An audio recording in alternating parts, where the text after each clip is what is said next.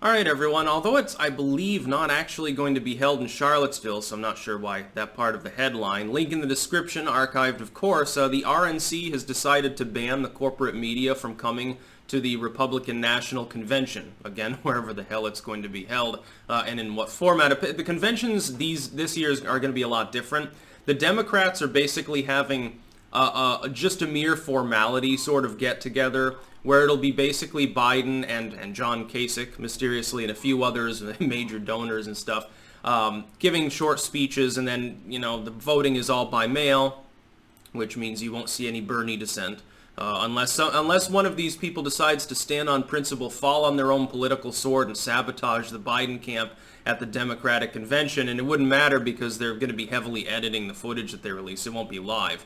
The RNC is basically going to do something similar where it's basically a mere formality, but I do believe that their delegates are actually going to come and hold a physical vote at the RNC. I don't think they're doing it just by mail. They'll have a little bit more going on, but they're going to be live streaming it.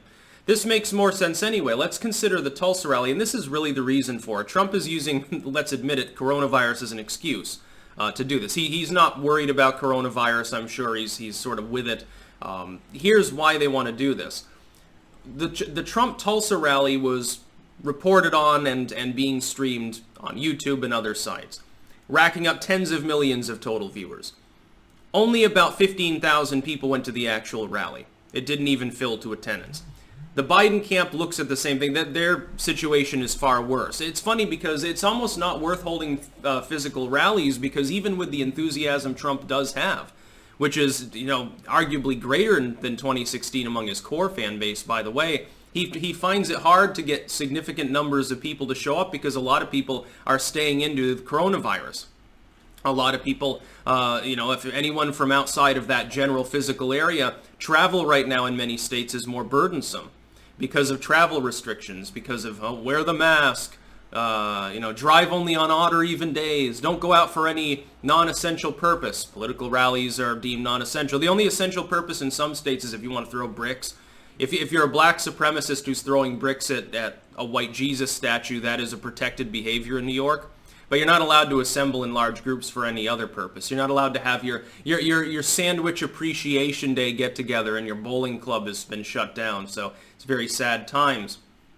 But the RNC banning these people immediately elicited cries of attacks on the free press. And I'm thinking to myself, they have a right to report on it. They can piggyback the same stream as everyone else is watching to give their analysis. Why would anyone want to, though? They're free to do all of their fake fact-checking and their normal propaganda. But Trump, you have the freedom of speech, but not freedom from consequences, I believe is the line the left uses. Well, the consequence of these groups continuously lying about Trump and his platform causes these people to say, no, we're not going to let you in at all. We're just going to stream it on the internet. It's more efficient anyway. We've got a coronavirus epidemic. Why would you want a bunch of reporters milling around, not being able to socially distance while they're recording the proceedings anyway? The fewer the better, right? Let's have a bunch of plexiglass around the stage too to protect Trump from getting sneezed on by someone. It's funny because at like other get-togethers, people had tested positive for coronavirus, and remember, people freaked out about it. And Trump, meanwhile, is like, oh, well, I take the pill that shall not be named on YouTube every day, so it's okay. Yeah, it's like Voldemort, actually. Wrongthink has gotten to such a point, Newspeak and Wrongthink, that you literally can't even mention certain accepted medicines anymore on certain tech platforms without bots trying to get you banned. It's really that fucking shitty. It's really that fucking dumb. But yeah, I support this move. There's no reason why they would want to give room to propagandists anyway. It doesn't violate their press rights. That would be like saying that my right is violated if I'm not allowed to go and give my analysis live and stream at the RNC. There's no real difference between a reporter for a corporation and a YouTuber, or a content creator, rather. There's no difference. The free press literally is associated with the right to use the printing press. In the primordial sense, it was essentially the right to people to publish literature and tracts and so forth, hand them out in a non-verbal capacity. Free speech is, I'm standing on the street corner talking to you. I'm giving a speech in person to you. The press is anything else, mechanical or electronic and so forth. Literally in those days, a wooden press with letters, and you ink the pages, and it was very efficient because you could make 1,000 copies of the same page in a day. and you could bind thousands and thousands of books in a year instead of doing it by hand like they used to in a codicy, which took years per copy. And so then you have a literate middle class, and then people read their books, and you start getting weird literature about UFOs and shit around the same time, oddly enough. People in the Revolutionary era were obsessed with the idea of alien races, believe it or not.